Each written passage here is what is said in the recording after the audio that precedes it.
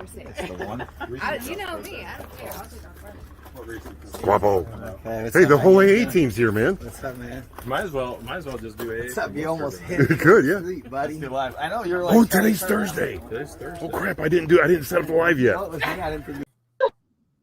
Hello. Your live is set up now, isn't it? I guess. Where are you? I'm at Buffalo Wild Wings with one of my buddies. This is another storage auction buying buddy, Matt, who I could never convince to get on YouTube. Although he has done a couple videos with me. But we're watching the Browns game. Ah. I remember Matt from one of the Worcester auctions. Yeah, Matt usually goes to the Worcester auctions. Yeah. Conky remembers you. Yeah. It's your first video on YouTube. You did what? Your first video on YouTube. He says he was in the first video on YouTube. It was at my house. Was it? With the. I don't remember. Oh yeah, we did your safe. Yeah. Ah. So It might get a little rowdy here, so heads up. that's all right. Did you see that interception just a while ago, Conky? I don't really watch football that much. Me either. I don't have TV reception. That's why Matt and I are here. Where's the other guys? Rob sent a text and said he just got home, so he would be on a little late, and of course, let me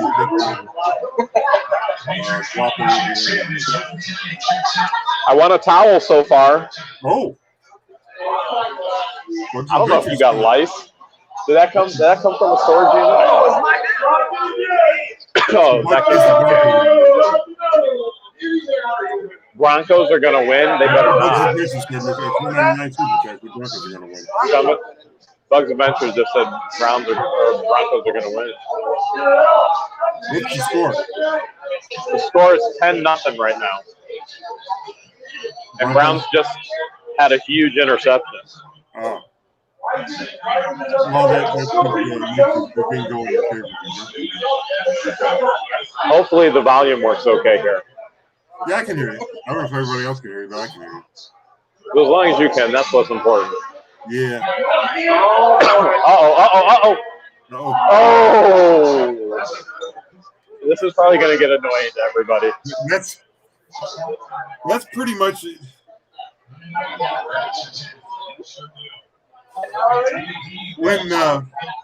When I was dating Marie, and even when we were married, we'd go over to her parents and watch the football game. Yeah. And they had this big long room, and the TV was sort of in the middle, and everybody's chair was sitting facing the TV. But I didn't care where I sat, because I didn't watch the game. Sure. I was sitting like in a chair next to the TV, and I'm watching all the people watch the game. And what you just did reminded me so much of everything I saw when they were watching it.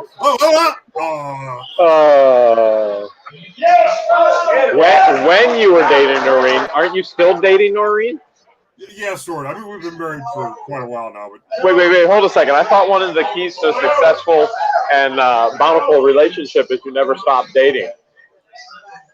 Man, I see you two flirting all the time. I see her slapping you on the butt at auctions and. Yep.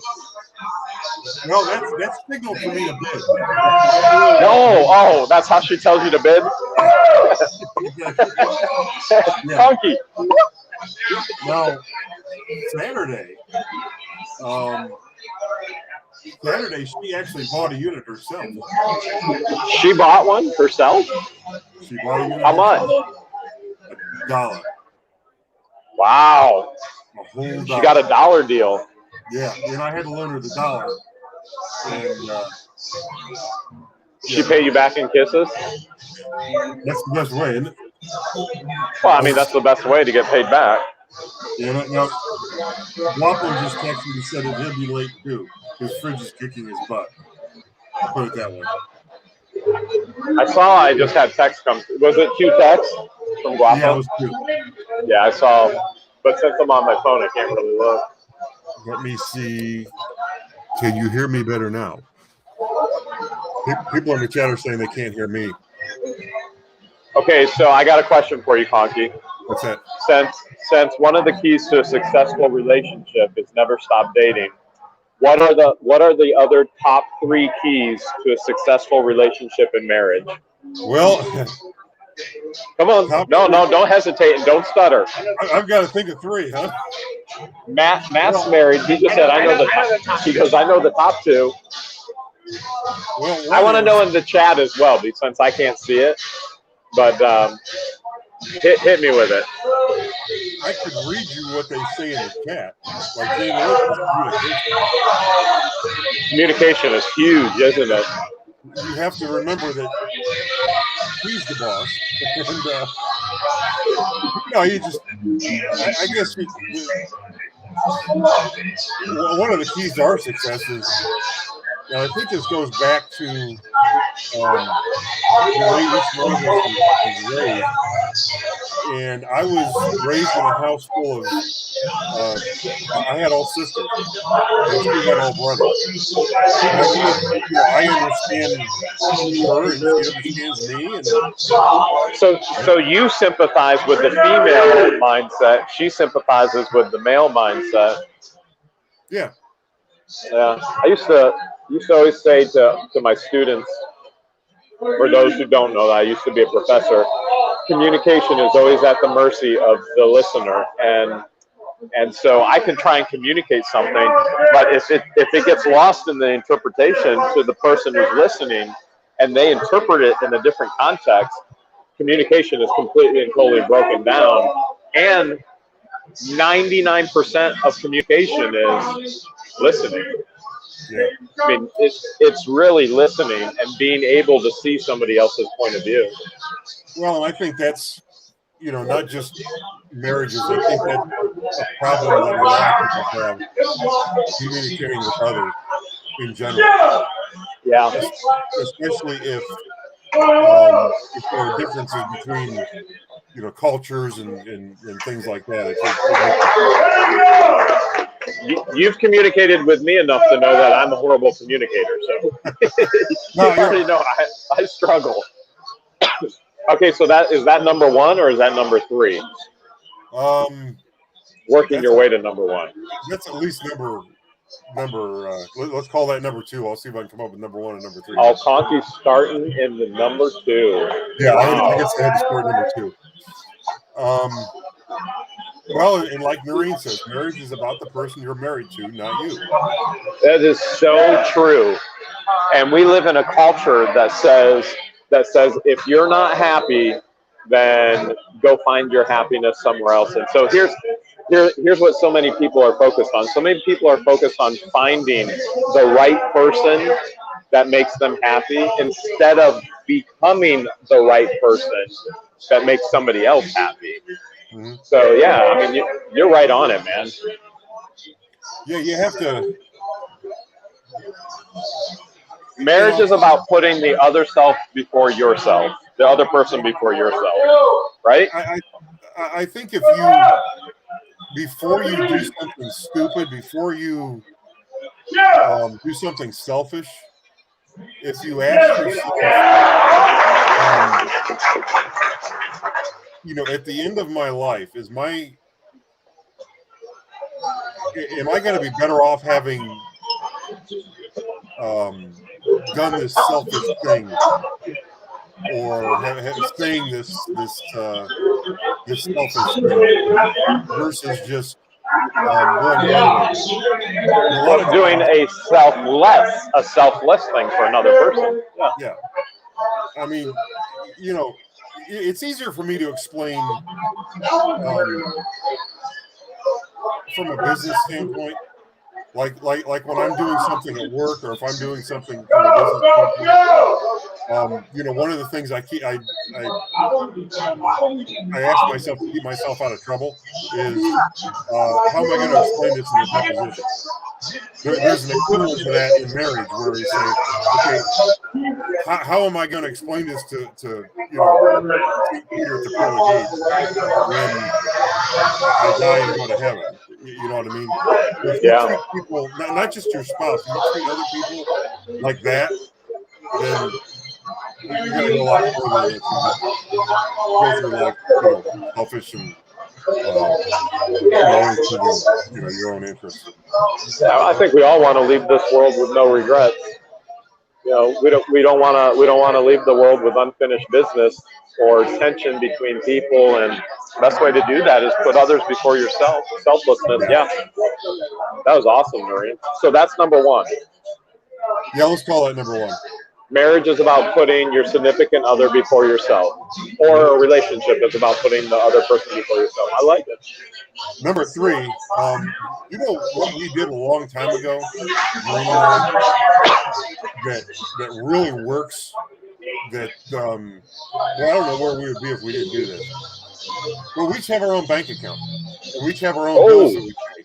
Out of Yeah. you know, I'm responsible for certain things, and she's responsible for certain things. We literally never ever have an argument over money. Wow.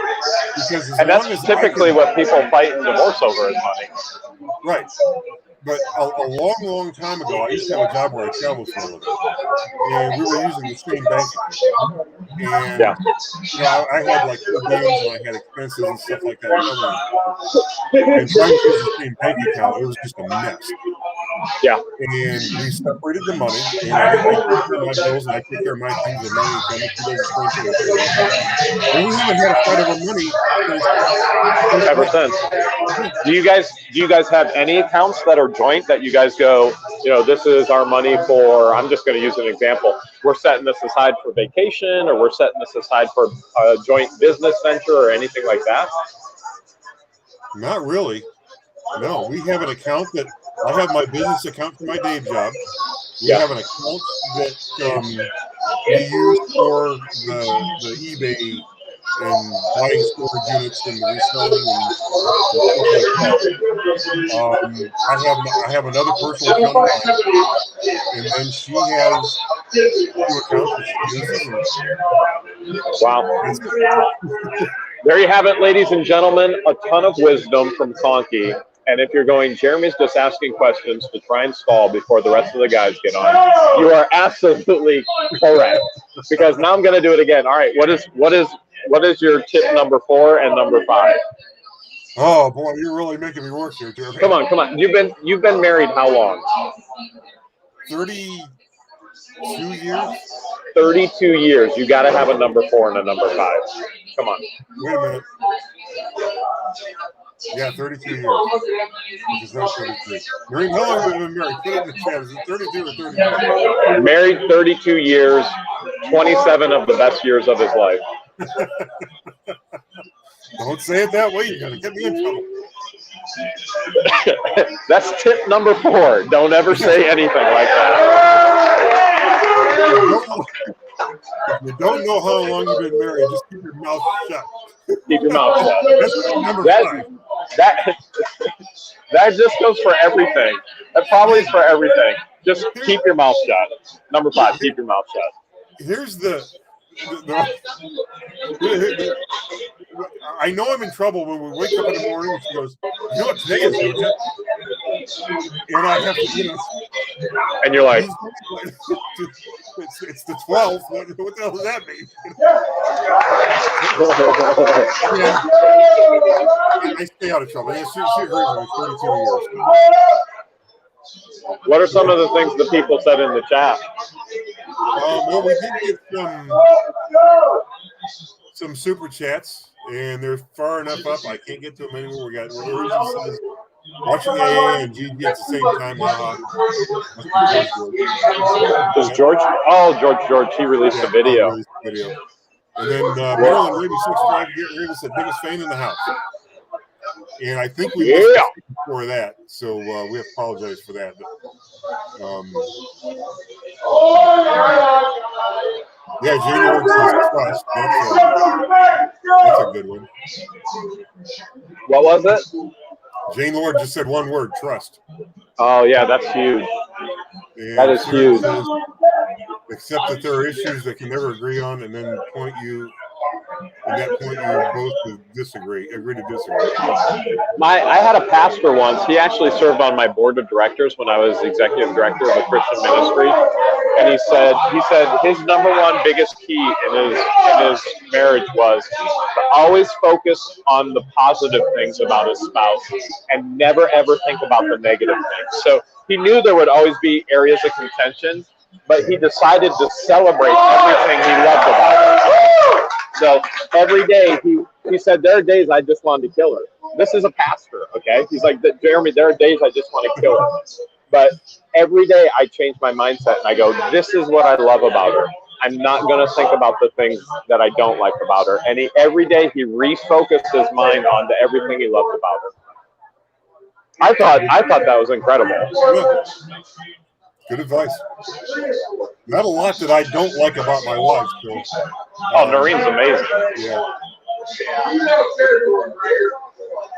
So, still waiting for Rob and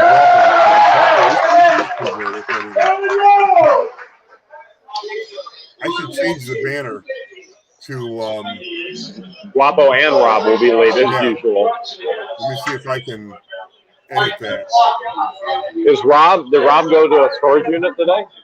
I don't know. I didn't talk to him at all. I feel like Guapo called me this morning. He did. He called me a couple times. Really? There you go. Guapo and Rob will be late as usual. That is, yeah. I think I have to address something some people are saying in the chat. We have no control over the volume. I don't think anybody can change the volume.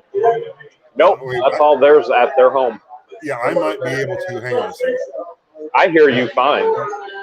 Let's do this. What was that? Traveling? You're traveling in football now? Can you still hear me, Jeremy? Yep, I hear you perfect. Okay. I don't know if that helps the chat. I turned the volume up on the microphone. Oh, and there's Rob from Second City. There's Rob. Roberto. Boom! What's up, gentlemen? I guess Jeremy's watching the game. There's a game? Browns play tonight. They're winning right now, 10-0. I was going to say we should have went to the Browns game and had the live from the Browns game. Steelers play on the 31st. George and I were looking at tickets. The cheapest tickets all the way up in the nosebleed, $175. Wow. And then the good tickets, $600, and then the best tickets, $1,000. So I told her, I was like, well, let's get a couple. She's like, no way. She's like, absolutely not. She's like, we could use $2,000 on anything better than a Browns game. I was like, oh, okay, you're right. She's like, you know what bills we could pay with that? Yeah, well, you could buy a $2,000 storage and that's true. Make yourself some money. That's true. Always better to invest the money than to just spend the money.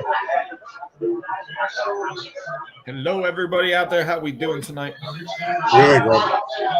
Man, Hales of a good unit I was at today. You get another one. Online? Yep, another good one. The lady passed away. They tried to find her family for 1 year, and they couldn't find any.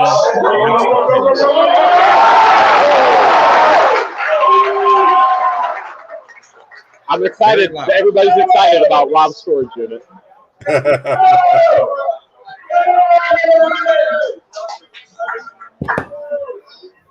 So how big was the unit?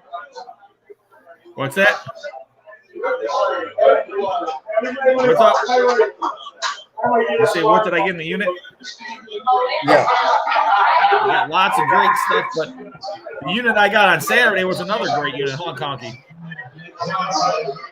I enjoyed that one. I mean, it was better than 1 week. I bet you paid a little bit more for it. I got a $100 unit on Saturday. I put the video out yesterday. Awesome finds. What was all in there? I found Pokemon cards, brand new Lego set, Star Wars. The background noise is really loud. Is it me? I'm assuming. It's the people in the bar yelling and screaming. Here, I'll mute my mic, and then if I have anything interesting to say, which I typically never do, I'll unmute. There you go. So what did you find in the unit, Rob? Tell the. Well, Conky, he helped film it, and Noreen. So once again, thank you guys, and check out the video. It was yesterday's video, but man, Pokemon cards. We found some knives. Knives. I was watching the video. I love knives. I know you do. That's why I figured you would love this unit. There were so many good little finds in this unit. And when I was watching the video, Conky, I forgot half the stuff we found. I know. Well, you didn't find anything extra after we got done filming, after I left, did you? Yeah. You did? Yes. Oh, I can't wait. I guess I'll have to watch the video, don't I? You have to watch the video. But I can tell you what, I found an item, and I had those the one people, that guy Tim and his kid and stuff, I had them film it. But the one item paid for the entire unit. I love when one item pays for the entire unit. And there was a bunch of great items in this unit. But yeah, the one item at the end, oh yeah, Jeremy, you would have loved it. Paid for the entire unit. And that's something I did not see. You did not see it. I did not see it. Oh, man. I love turtles. He does love turtles. That's true. We were in such a hurry to get back because my kid was coming over to get her car, and then we had our live that night. But yeah, our dollar unit. I was working on the video for the dollar unit that Noreen got today, and it should be up. I'm going to try to get it up tomorrow. If I don't get it up tomorrow, it'll be next week. I just too much stuff going on around here to, get videos out regularly. So where the Hales? I love when Conky gets videos out. Buffalo Wild Wings. So Hales, you'll enjoy this one. So on Saturday, the one guy and his kid were there, and his kid started his YouTube channel. And I go to the kid, I said, "Do you want to know the secret of YouTube?" What the Hales told me the secret to YouTube. And the kid said no. And his dad goes, "Yeah, he wants to know what it is. He wants to know what it is." And I go, "You want to know the secret?" He goes, "Yeah, you buy a bunch of subscribers." I said, "Nope."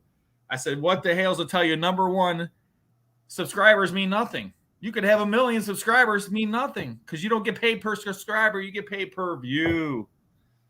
So I told him the secret. You guys want to know this? Jeremy, you already know the secret. You're the one that told me the secret. You told us. You want me to tell you a secret? It seems like there are a lot of secrets to YouTube. Which one are you talking about? No, there's really only one secret I've heard. Put out videos. Did you hear that? And no one tell anybody, because I think that's how I say consistency. The reality is we were talking about relationships beforehand, Conky and Noreen's relationship. YouTube and relationships are kind of the same. Number one key factor, consistency. Consistency. I like it. Put out videos. Well, since I don't consistently put out videos, I think one of the reasons I don't consistently put out videos is because I don't really have anything to film right now. Now there's always something to film. Huh? There's always something to film. Yeah, but I mean, whether people will watch it, that's a different story. But there's always something to film. I mean, what I've been busy with lately is like what's going on at the schoolhouse and all that. I can't film that and put it on YouTube. You know what I mean? I'm pretty much stuck with it. With if I buy a storage unit, or if I get something decent at auction, restoration, man. And until I get that. Oh, and I bought. I bought the last piece I need, the last major piece I need in order to do the restoration videos, which was the powder coating gun. I actually bought 2 of them. So I just have,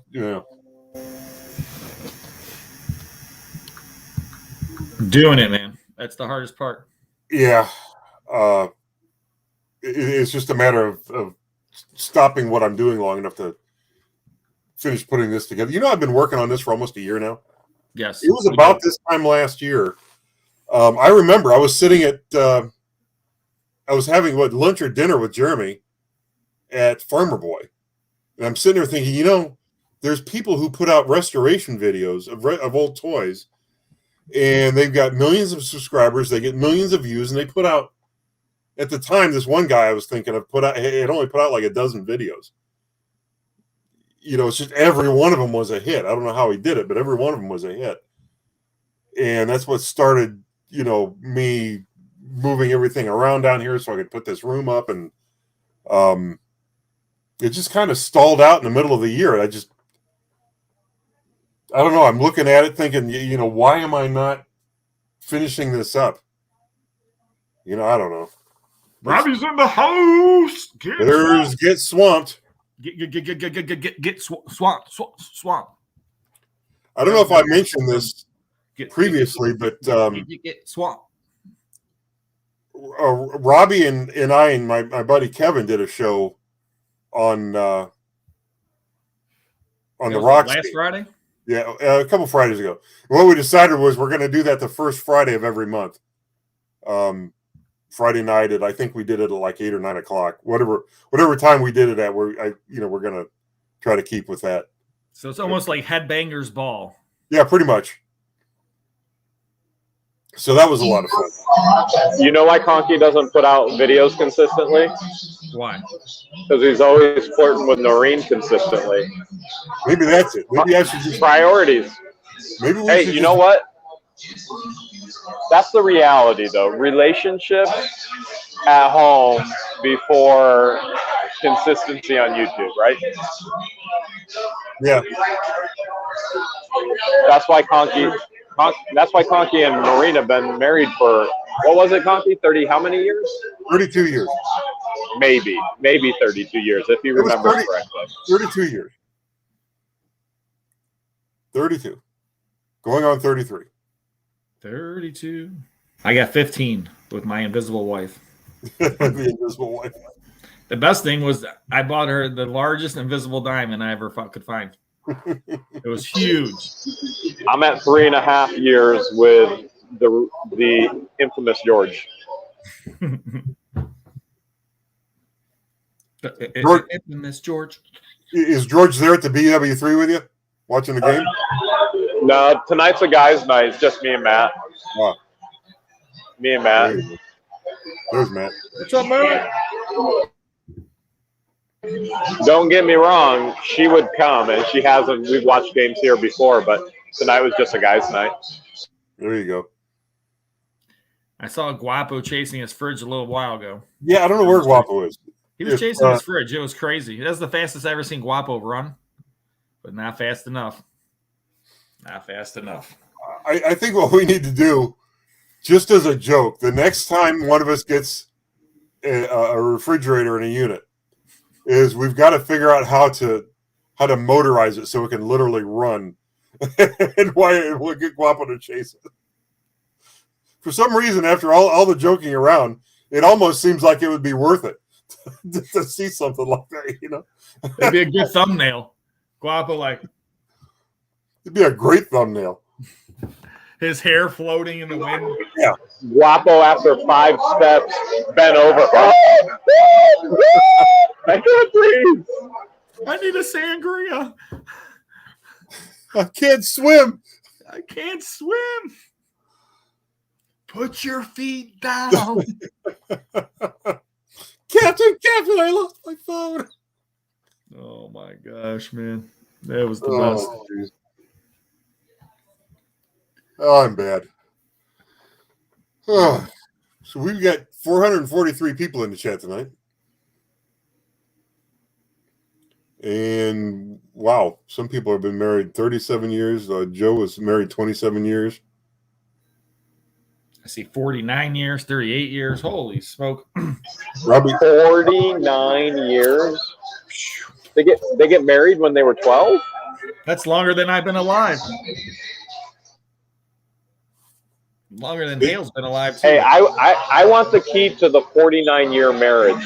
What's the number one thing for success in the 49 years of marriage? And I can't see the chat. You guys are going to have to tell me. Stacy's been married for 35 years. Nice. Thank you, Stacy.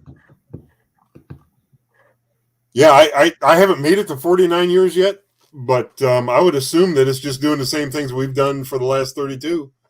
We don't change anything. Nothing should happen. You're going to change one thing. You're going to put out more videos. We're going to get old, yeah. They put more videos, yeah. You and Noreen. But that's the fun part, actually getting old with somebody who you love. I mean, that in all reality, I could never imagine getting old with anybody but George. And so that's I think that's fun.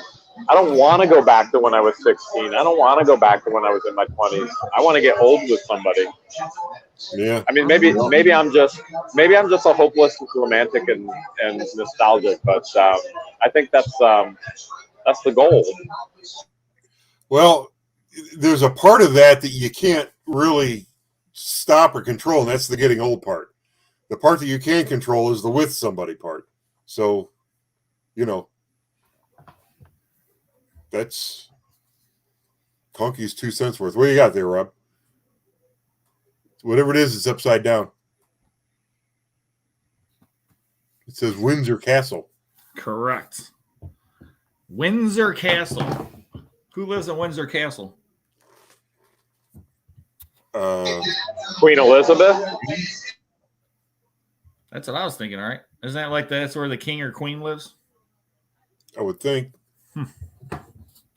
Weird. If it goes up for auction, we can try and buy it, guys. The castle.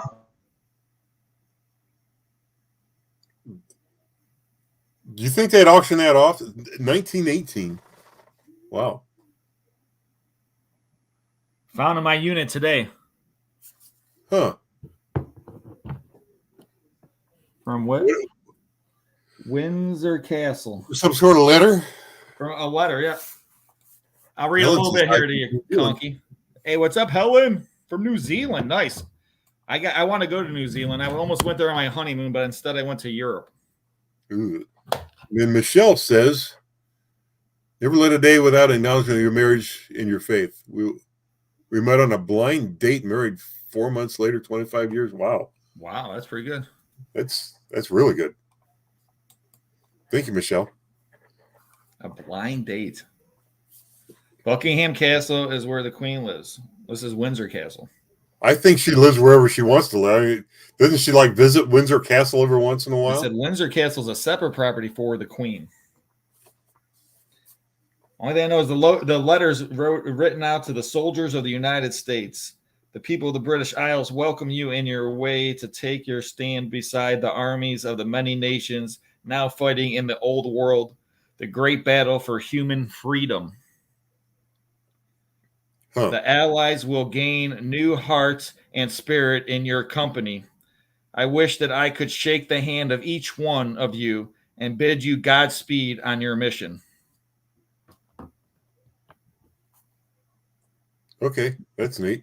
That's a piece of history right there. 1918, that's 103 years old. World War I, written from Windsor Castle to U.S. Army troops. Well, United States soldiers, I should say. Interesting. So that would have been when how old is the Queen Elizabeth now? Isn't she like 100 or something? Yeah, it's signed by George. Thank you, Bugs. Wait, if that is signed by George, I want that. I mean, George autographs are hard to come by, so I'll bid on that. Because I've been with George 3.5 years and I still haven't gotten an autograph. No autograph. I'll buy that. If it's signed by the infamous George, I'll take it. I got your autograph before. When I made him sign in for an auction. No, I'm just joking. Jeremy Hale.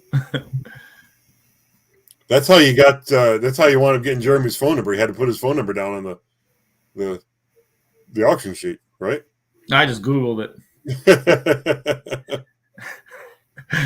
What the Hale's phone number pops right up like that. You're not supposed to Google it. You're not going to be the last, and you still can't get it. Yeah, because that was signed by the Queen's grandfather. Oh, nice. So I don't know. Hopefully, signature's worth something. Well, how many of his signatures are out there? Is that something pretty rare? Or? Well, remember, almost any letter or signature context does, and the context of that you can't really get better. Context written to U.S. soldiers, World War I, coming to the rescue of the British Isles. I mean, that has good context. You know, it's not a letter like, "Hey, how's your dog?" and Aunt Patrice. You know, yeah, or everything's great in the castle. We just got new curtains. That's what it says on the other side of the letter. They were using the paper. Paper was so expensive back then. Not for the royalty. Turn it over and it's a doodle or something, you know. So it was. I tell you what, interesting unit. And like I said, the lady, the manager said she tried to get a hold of the lady passed away, and she tried to get a hold of the family for over a year and couldn't get a hold of any family. The lady's next of kin that was listed passed away as the contact person. So I looked at all the pictures and the family tree and everything with the lady to see if she could do anything and find anybody. How big was the unit? A little 5x10. Oh, okay. You get the feeling they put everything in there like upon her going into like a home or? No, she said that the lady rented the unit for a few years, and then passed away. So I don't know. There was things marked on there though, like names for. So I'm assuming like maybe someone like put their name on that stuff. So it's possible like it was in her house, and then when she passed away, I don't know. The lady said she ran the unit. That's all I know, and she said she passed away. So yeah, because I bought units where you get the feeling the family put the stuff in afterwards. Yeah, somebody puts. Well, you got the feeling that maybe the stuff was put in either when they died or when they went into a nursing home, and it stayed there until, if in the latter case, it stayed there until the person died. Then they just, whoever was paying on you just stopped, and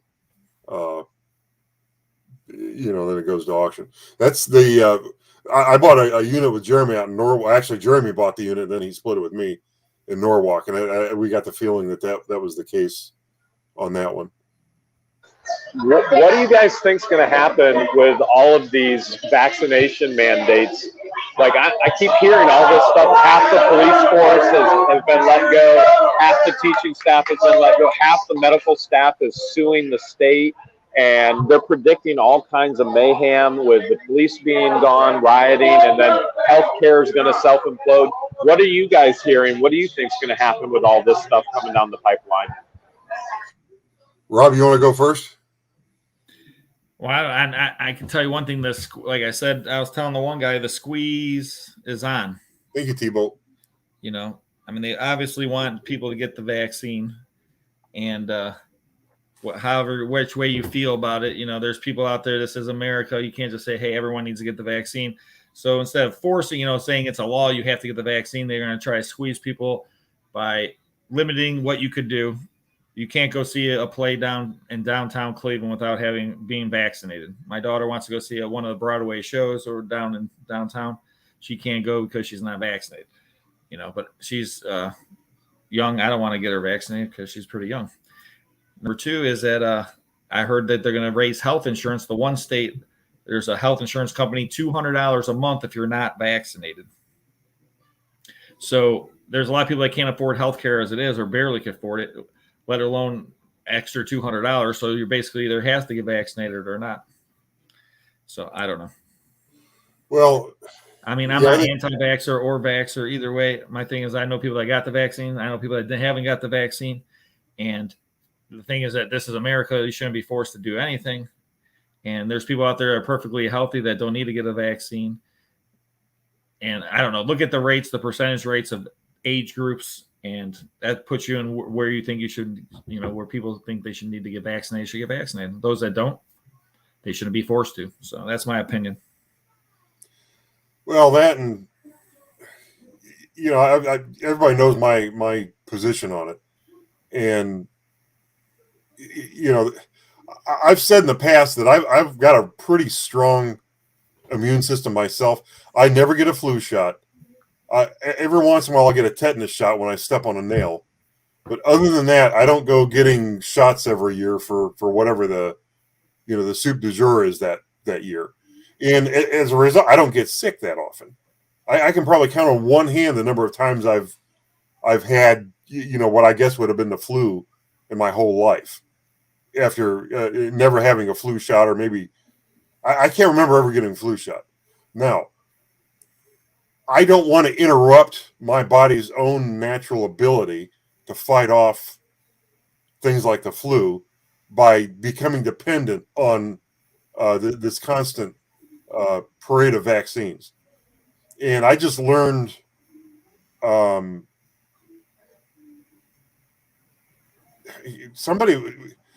there's a word for it's actually 3 words, and it's something immune deficiency something or another that describes basically what I just said, where I guess they're finding that if you start going and getting all these shots, then you're going to need the shot because it replaces your own immune system when it comes to fighting off viruses and stuff. So you're actually more susceptible to illness if you go get the damn shot than if you just let your own immune system do its job and move forward. So let me ask the question again, because neither of you answered it. What do you think is going to happen? What do you think is going to happen with all the medical community and those who are refusing to get vaccinated, and they're losing their job, and the police force, and they're losing their job, and teachers, and they're losing their job? What's going to happen? Okay. To answer your question, that's the word I was trying to think of, autoimmune disorder. I think eventually, now if we're talking about service jobs, something's going to have to change. We're talking about manufacturing jobs; they'll just ship those jobs overseas. But if we're talking about service jobs, like you were saying, the medical community and the police and the fire, first of all, when it does get bad, you're not going to know it from the normal channels. The media will never come out and say, "Oh, it's really bad in this city because 3/4 of the police force walked off because they didn't want to get the vaccine." They'll just not report it. The media is never going to say anything that goes in that direction. But yeah, so something's going to have to change, because even before this, there was a difficulty getting enough,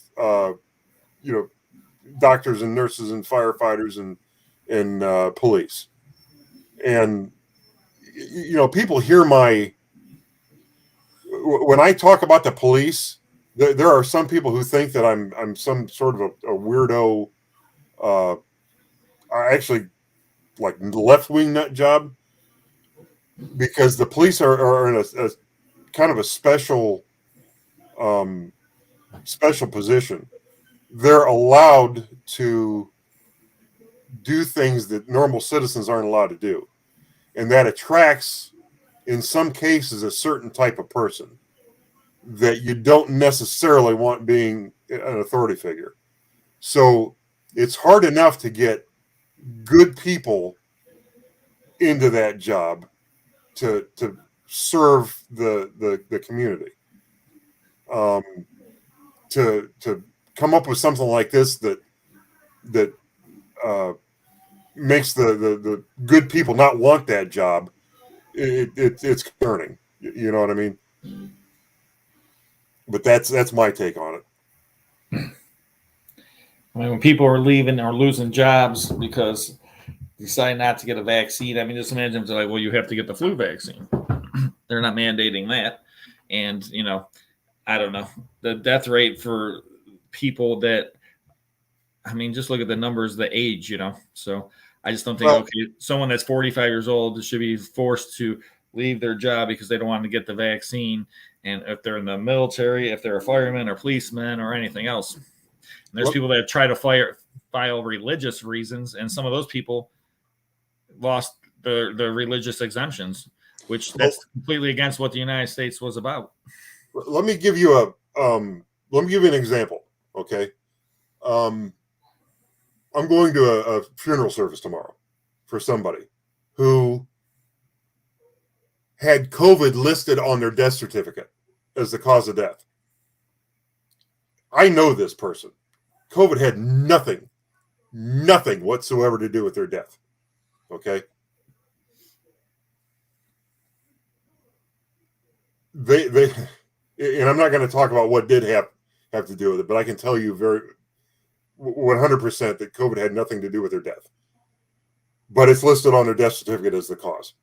So, you know, we're getting fake death rates, first of all, is a means to attempt to scare everybody to getting the vaccine. And it's just not true. We're being lied to. Okay. I have firsthand information that says we are being lied to. People are lying to us. They are liars. So here's why I asked you guys, because I actually heard a whole news report this week. It was interesting. I was telling George all about it. All these professions, these service professions are being pushed out of their jobs because they're being forced to get vaccinations and they don't want them. And then we have all these open jobs now, but nobody will fill them. I was just at Chick-fil-A today grabbing George and I dinner, and Chick-fil-A said our in-store dining or in-store pickup is limited right now because we have no staff. And so we have all these positions and nobody is filling them, all these jobs now. Guess what the number one job right now, new job creation, with all these people leaving the service industry, guess what they're doing? Reselling what? They're going home and they're working from home entrepreneurship, reselling, home-based business reselling. They're leaving the service industry and they're doing what you guys and I do every single day. They're finding the joy in fun employment. Yep. That's, you know, I'm at a point where, you know, I've been self-employed for a while. You guys know what I do for a living, my so-called day job, and I've been doing that for over 15 years. Yeah. And I've always thought that, you know, owning my own business and being in as much control over my own schedule and all that was, you know, I thought that was it. I thought, hey, I'm my own boss.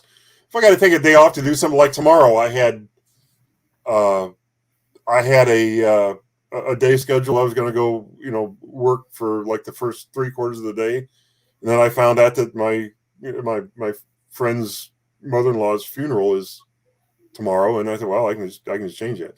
So that was, you know, that was a step above having a boss and being able to, you know, take a day off or move something around without having to ask somebody. Now I tell people I'm taking this. I'm not coming in today. I'm doing this. You know what I mean? And then when, you know, all this scamdemic hit, I noticed that, you know, A, that wasn't all it was cracked up to be, and B, you know, like there's mask mandate in all of my customers, because most of my customers are health-based fitness clubs, and so you got to wear a mask while you're in there. It's like, well, should I charge them a mask surcharge? because the pandemic's fake. We don't need masks. You know what I mean? And I kicked that around for a little bit, and I just said to myself, no, I'm just going to, raise my prices at the point where, because nobody else is going in and working, everybody else is quitting doing what I'm doing. I can go from, I started out in my business charging people $79 an hour. Now I'm up to like $130 an hour. Nobody's going anywhere. You can charge what you want. If I decided to charge $200 an hour, I could probably get it. You know what I mean? But right now I'm going to $130 an hour. But having said all that, I still hate it. I still want to be fun employed to the point where I don't even have to do that. You know what I mean? But there is it's like a half a step of freedom in between the, full fun employment, which is, the YouTube and the reselling thing and all that, and the so-called day job where you have a boss and you're being told to put on a mask, or you're being told to, get a vaccine. If somebody told me, if one of my customers told me you can't come in here without a vaccine, you know what I'd do? I'd look at them and say, well, who's going to fix your treadmill? Because I know damn good well I have my finger on the pulse of the whole business. I know everybody that does this. They're not getting the vaccine. So when your treadmill breaks, you're going to have to let somebody in without a vaccine, or you're going to have to just go out of business. B. Smith, super chat. We got B. Smith says, in Far Cry, the crocodile is named Guapo. Because he's handsome. Guapo. I told you I saw him chasing the refrigerator earlier, and he like Jeremy said, he ran about 5 steps. He ran out of breath, and he started yelling, "Can't breathe." And then Robbie says Jeremy's 100% right. That's why they want all the cash apps to report anything over $600 a year to the IRS now. Yeah, because and I think that's a whole. Here's what's going on with that. Okay. With the $600 thing, it's the obvious the thing that stares you in the face about that is they want all the so-called tax cheaters. We report all our income anyway. You know what I mean? But I guess there's people out there who may not report all their resale income or whatever up to whatever, because PayPal currently will not send you a 1099 for anything under like $20,000 a year. Okay. They want to bring that down to $600 to cover that gap. So on the surface, you think that that's the reason they're doing it. There could be another reason. If you want the conspiracy theory me to come out, one could say that the banks are going to be so overwhelmed with the reporting of all this that some of you remember when, I don't know whether it was in Ohio or all over the place, there was a lottery for all the gas stations. They said every gas station that wants to stay open has to install this new tank in the ground because the tanks you've got now aren't going to work. So over the next 2 years, everybody's got to replace the tanks. And all the smaller gas stations, if they drew like an early month, like if they had to replace the tank in the first couple months of the program, they just went out of business. It cost more than the gas station was worth to replace the tanks. Okay, it's going to cost these banks, especially the smaller credit unions and little neighborhood banks, so much money to report to go from what they were doing to reporting everything over $600, every transaction and every bank account with more than $600 in it. They're not going to be able to keep up and comply. They're either going to get fined out of business, or they're going to not be able to put in the kind of system that will allow for that kind of reporting in time. Okay. So you could say that, you could argue that one of the reasons they're doing this is to get the smaller banks to fail, so there's nothing but bigger banks. Or even more convoluted is get all the banks to fail so they can bring in a new monetary system, new world order crap, scary crap like that. So I don't know. It's just the conspiracy theory rumblings that are going on that are talking about that. You got everyone fired up in the chat. That's for sure. Right. Good job, Jeremy. Hey, I was just trying to open up topics of conversation to keep the conversation flowing while I was on mute and Guapo wasn't here. Soup Freak says they pulled back on the $600. It's now $10,000, but it's always been. I thought it's always been $10,000, hasn't it? Yeah, I know they were trying to pull back on that amount. Yeah. Huh. See, yeah. I always thought that they could look in your bank account anytime the IRS wanted to. They could get a subpoena and look in your bank account. So, Conky, I guarantee you, there's a computer out there. Only thing they got to do is type in your name or your social, and I'm sure all your bank account information will pop up. All the history from your bank account will pop up, probably for the last as long as there's been computers. Well, yeah, but I mean, it's different. What they're talking about is different from being able to look it all up. Well, this is basically being able, they're going to report it, and the things they're looking for red flags. They see a bunch of transaction, one account, then they look at the guy, what he's claiming in taxes, okay? The guy had $5 million pass through his account. He claimed $100,000. You know what I'm saying? Big red flags like that. That's what they're going to start looking for. Well, I don't know. Maybe I don't know the underworld of tax cheating. You know what I mean? All I know is, I take this big pile of paper to my accountant once a year. I throw it on his desk and say, "Here, you figure it out." You know what I mean? He types in his computer. He turns on the screen, says, "This is what you owe, or this is what you get back." All right, whatever. The easiest way to get rid of tax cheating is one thing. They talked about it for years: the flat tax. There's no social. I mean, there's no tax. You don't pay any federal tax. You don't pay any other tax. You just, when you go buy something, there's a flat tax, 10%, 20%, whatever the tax is. Yeah. And that tax gets divided to the federal government, to the state, to the city, blah, blah. Because whether you're a drug dealer, whether you're a mobster, you're a pimp, a prostitute, you got to go buy stuff.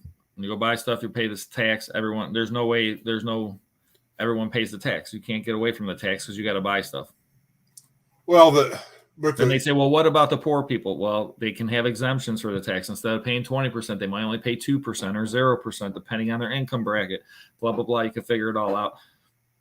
But if you want to get away from people getting around taxes and all this tax code and all these billionaires and millions, when they go buy their new Lamborghini, they would pay the same tax as the guy that bought the Kia. Well, but, the guy that's buying the Lamborghini is automatically going to pay more anyway because the thing's more expensive, right?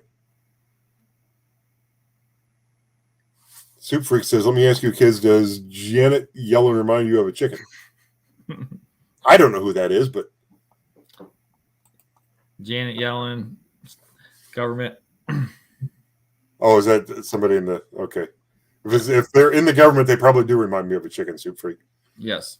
But thank you for the $4.99 super chat. Yeah, the only I can think of where that would get abused is like if you're buying for a business, like when you buy to resell, if you're doing it right, you don't pay tax when you buy it. You collect tax when you sell it, if that's where you are in the supply chain. Okay, the only way I could see that getting abused is if a bunch of people ran out and started setting themselves up as businesses and exempting themselves from taxes on things that they buy that they would normally pay taxes on. Well, and there's a little bit of that goes on now, but I don't know if that would get worse with something like that. Yeah, I mean, the problem, a lot of people complain about the tax system, but the United States tax system's made solely for entrepreneurs, people that own their own business. That's what the whole tax system is based on. Most of the people that create the tax system were entrepreneurs or own their own business, and that's why the tax system's that way. And a lot of people say, well, that's unfair, everything else. Well, those are the people that create all the jobs. Typically, 80% of the jobs are created out there by people creating these businesses. So I forgot what percentage is the government jobs, but it's a large percentage. Oh, the government's the biggest employer in the world is the government. I know that one. And the U.S. government's the biggest business in the world. That's for sure. Yeah. Well, I don't know. Is it just the U.S. government, or do you have to combine all the state and local governments to come up with them being the biggest, or is it just the federal's the biggest all Right, alone? just the federal. Yeah. Okay. I know a lot of people that work for the federal government are actually contractors, which means that they're technically self-employed, contracted to the federal government. I had they were one of my customers for the longest time, and to get on to make it so that you can do business with the federal government, it's a whole thing you've got to go through to begin with. But there are, programs built into that to advantage like minority-owned businesses. So if you happen to be an African-American woman, you could clean up working for the federal government. You could make more money than any white male working for the federal government because it's right in the thing. They're going to pay you more, and they're going to give you the advantage when it comes to whether or not they pick you for the contract.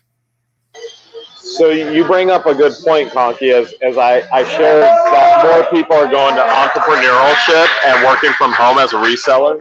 What are the benefits, as you were just outlining some, Rob and Conky, what are the benefits of being unemployed, self-employed, like financially? What are all those benefits? Rob, you first.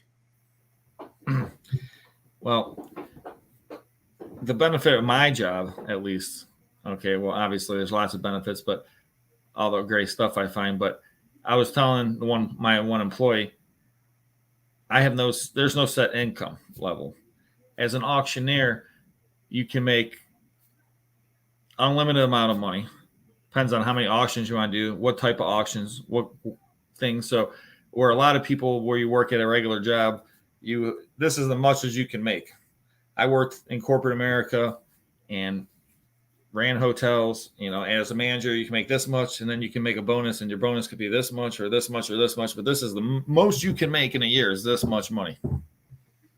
You can't make any more. That's it. You're capped. In my business, I can get a phone call tomorrow, and that phone call could be worth $1 million.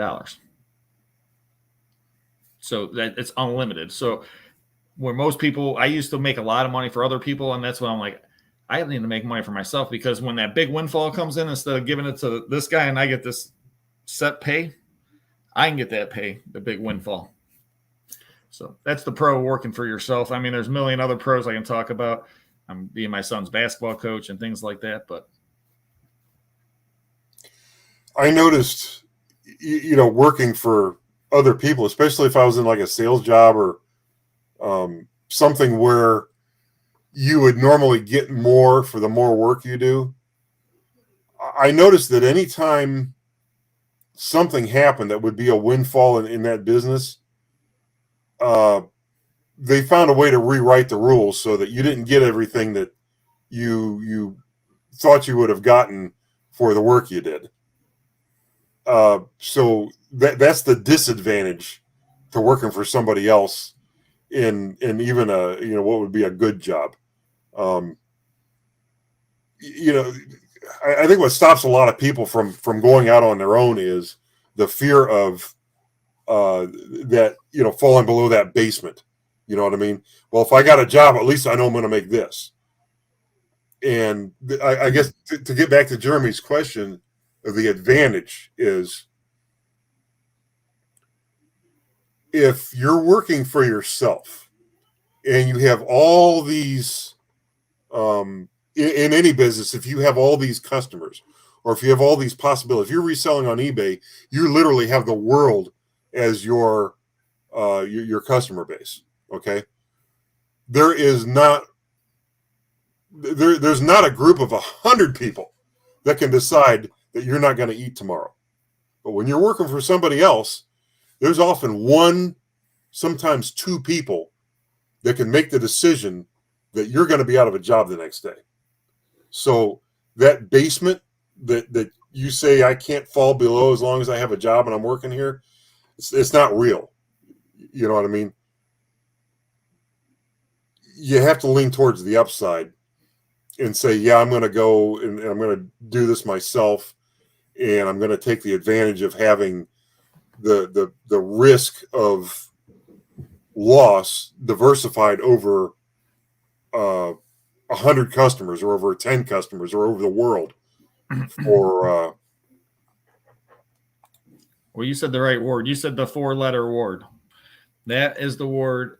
If you read Think and Grow Rich by Napoleon Hill, anyone that's never read it, if you want to be successful, it's a great book. But in that book, it talks about the one thing that keeps everybody from being successful. And it's the 4-letter word that Conkys said. The F word. Fear. Yep. Being afraid. Yes. Not the other F word that we heard Conkys say earlier, Jeremy. Oh, no. I'm not going to say that word in here again. No. Not again. Financially, biggest benefit, the government gives you the best tax advantages being self-employed. The government wants businesses to create more jobs to spur on the economy. And so when you are creating business and creating jobs, you get better tax incentives. But people could also say, hey, you're paying more in taxes. You're paying more in taxes and you're in a higher tax bracket because you're making more money. And you could go, well, you're paying the government more money. Well, yeah, but you're also keeping more money. So if you don't make more money, you don't keep it. So it all balances it out. The benefits are huge. Biggest benefit, freedom. And I have to go. Thanks for enduring me trying to keep things controversial, to keep the conversation going. My battery is going to die. Go Browns. Go Browns! Right, Jeremy? All right, well, we've been on for an hour, so we might as well go ahead and call it a night, I guess. Yes. Guapo never did make it on. Guapo didn't make it on. It says Rob was late as usual. Yes, I was late today. I had to change that to Guapo and Rob. Somebody egged me to do that. Yeah, I was working late. But I had to clean out the unit, come back. I had to empty out my truck. I had to catalog some stuff because got to keep everything moving forward. Yeah, it was a busy day around here too, but just gotta keep doing it. Get up tomorrow morning and do it all over again. You know what I mean? Yeah, do it all again. Yeah, I got a few appointments tomorrow, so 3 appointments. One of them could be the $1 million call, right? I'm hoping. I know the one lady said she's got 20 die-cast cars and some other stuff, so we'll see. Oh, I would say keep me in mind, but I'll just have to watch your auctions. Watch auctions. Who's praying? You're praying tonight? Yeah, why not? All right. Okay. So, God, we thank you for this opportunity to get together and have our lively discussions as we have had. We pray for Tim H. I understand he's in the hospital and not doing well, so we pray for the best outcome for him and his family. And we pray for a successful upcoming week until we talk again. Amen. Amen. All right, let's play out with our last auction. All right, then I guess, guys, everybody ready? Here we are. This looks like it's about to crowd it. Look at Jeremy's just anxious to get started. Can't wait. He's going to jump up for Can't wait. That's his bid stance. When he gets like that, he's ready to bid. Yeah. I'm looking for safes He under just the almost bed. wants to example. You see this You right never here? know what's under that bed. mattress and the box. Okay. You never know what's under that bed.